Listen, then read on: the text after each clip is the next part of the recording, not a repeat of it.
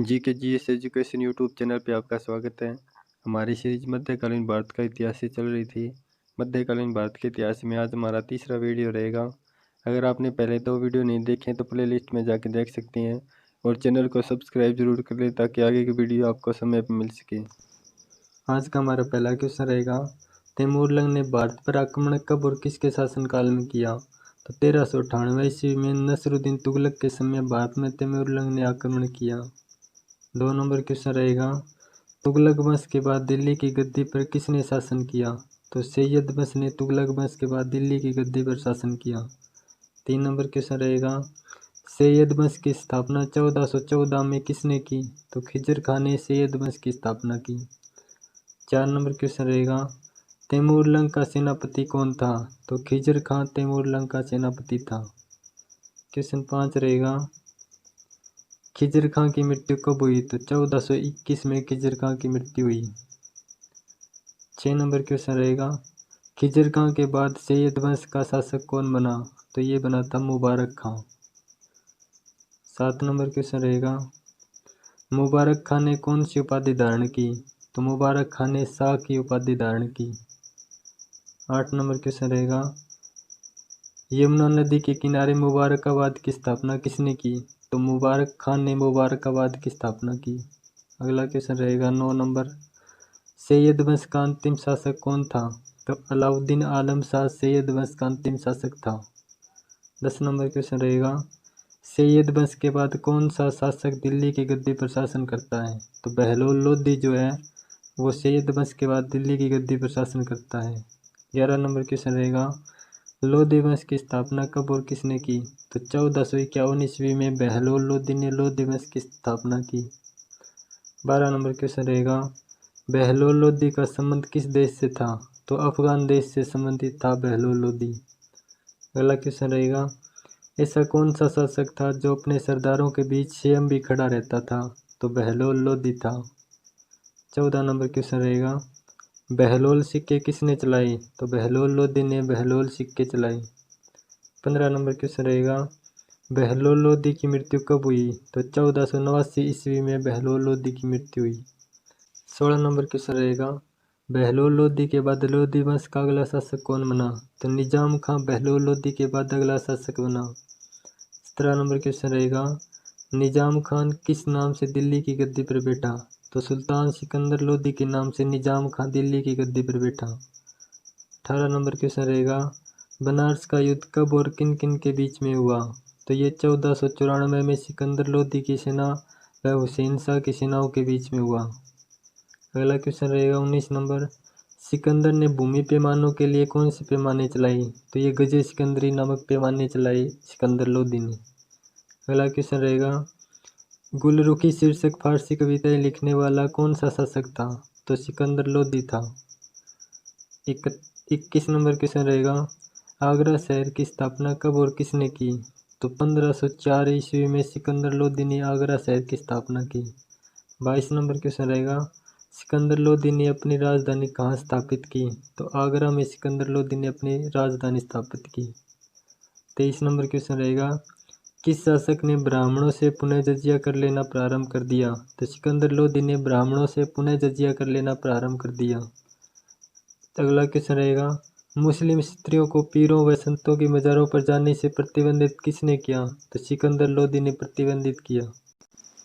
25 number question रहेगा, सिकंदर लोधी ने किस मूर्ति को तुड़वा कर उसके टुकड़ों को कसाईयों को मांस काटने के लिए दिया? तो ये थी मूर्ति नगरकोट की ज्वालामुखी मूर्ति को। 26 नंबर क्वेश्चन रहेगा, सिकंदर लोधी ने अनाज पर कौन सा कर लेना बंद कर दिया? तो ज़कात कर लेना बंद कर दिया अनाज पर सिकंदर लोधी ने।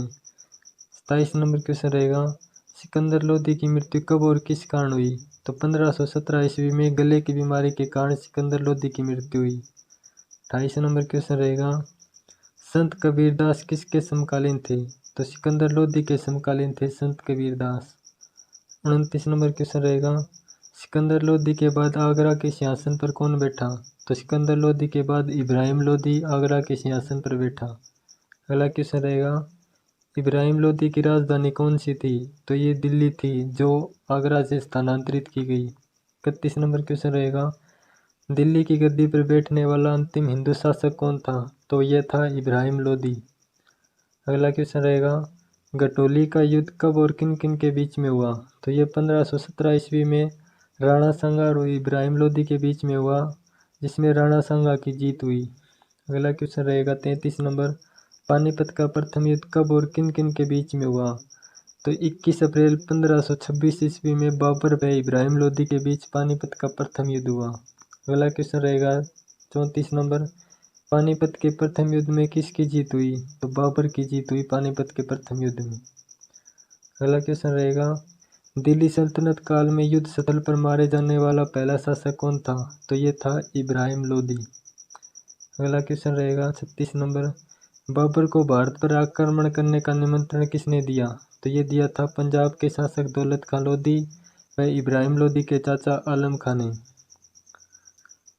अब हम दक्षिण भारत में शासन करने वाले वंश के बारे में पढ़ेंगे। तो 37 नंबर क्वेश्चन रहेगा, विजयनगर साम्राज्य की स्थापना किसने की?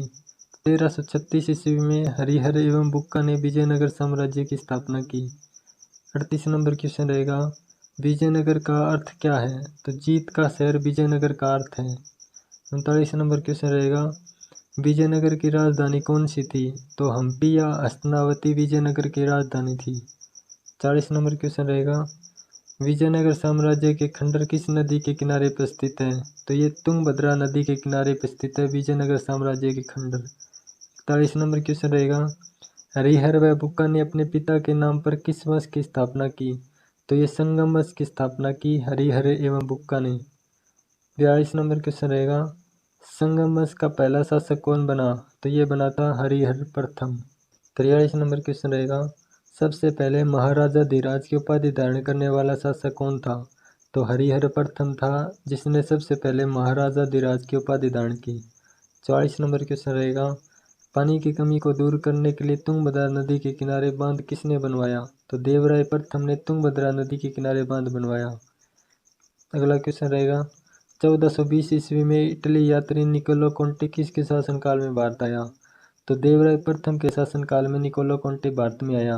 अगला क्वेश्चन रहेगा, संगम वंश का सबसे प्रतापी राजा कौन था? तो देवराय द्वितीय संगम वंश का सबसे प्रतापी राजा था। 47 नंबर क्वेश्चन रहेगा, देवराय द्वितीय को और किस नाम से जाना जाता था? तो ये इमाडी देवराय के नाम से देवराय द्वितीय को जाना जाता था। 48 नंबर क्वेश्चन रहेगा, 1442 में ईरानी राजदूत किसके शासनकाल में भारत आया? तो ये देवराय द्वितीय के शासनकाल में भारत आया। अगला क्वेश्चन रहेगा, तेलुगु कवि श्रीनाथ किसके समय में रहते थे? तो देवराय द्वितीय के समय में रहते थे श्रीनाथ, जो तेलुगु कवि थे। 50 नंबर क्वेश्चन रहेगा, संगम वंश के बाद किस वंश की स्थापना हुई? तो ये सालुब वंश की स्थापना हुई संगम वंश के बाद। 51 नंबर क्वेश्चन रहेगा, सालुब वंश की स्थापना किसने की और कब की? तो 1485 ईस्वी में नरसिंह सालुब ने सालुब वंश की स्थापना की। 52 नंबर क्वेश्चन रहेगा, सालुब वंश को किसने समाप्त किया? तो नरसिंह के सेना नायक नरसा सिंह ने सालुब वंश को समाप्त किया। 53 नंबर क्वेश्चन रहेगा, सालुब वंश के बाद दक्षिण भारत पर किस वंश की स्थापना हुई? तो ये तुलुब वंश की स्थापना हुई सालुब वंश के बाद। 54 नंबर क्वेश्चन रहेगा, तुलुब वंश की स्थापना किसने की? तो नरसिंह तुलुब ने 1505 में तुलुब वंश की स्थापना की। अगला क्वेश्चन रहेगा, कृष्णदेवराय तुलुब वंश का शासक कब बना? तो 1509 ईस्वी में कृष्णदेवराय तुलुब वंश का शासक बना। अगला क्वेश्चन रहेगा, कृष्णदेवराय का मंत्री व सेनापति कौन था? तो कृष्णदेवराय का मंत्री व सेनापति सालुब तिम्बा था। 57 नंबर क्वेश्चन रहेगा, पुर्तगाली यात्री डोमिगोस पायस विजयनगर किसके शासनकाल में आया? तो ये कृष्णदेवराय के समय में आया डोमिगोस पायस विजयनगर। 58 नंबर क्वेश्चन रहेगा, किस शासक ने हजारा नगर व विट्ठल स्वामी मंदिर का निर्माण करवाया? तो कृष्णदेवराय ने हजारा नगर व विट्ठल स्वामी मंदिर का निर्माण करवाया। अगला क्वेश्चन रहेगा 59 नंबर, किसके दरबार में तेलुगु भाषा के 8 विद्वान व्यक्ति थे जिन्हें अष्टदिग्गज कहा जाता था? तो ये कृष्णदेवराय के दरबार में थे। अगला क्वेश्चन रहेगा, पांडुरंग महात्म्य की रचना किसने की? तो तेनालीराम रामकृष्ण ने पांडुरंग महात्म्य की रचना की। अगला क्वेश्चन रहेगा, तुलु वंश का अंतिम शासक कौन था? तो सदाशिव तुलु वंश का अंतिम शासक था। अगला क्वेश्चन रहेगा, विजयनगर साम्राज्य में मुद्रा को क्या कहा जाता था? तो विजयनगर साम्राज्य में मुद्रा को पेगोडा कहा जाता था।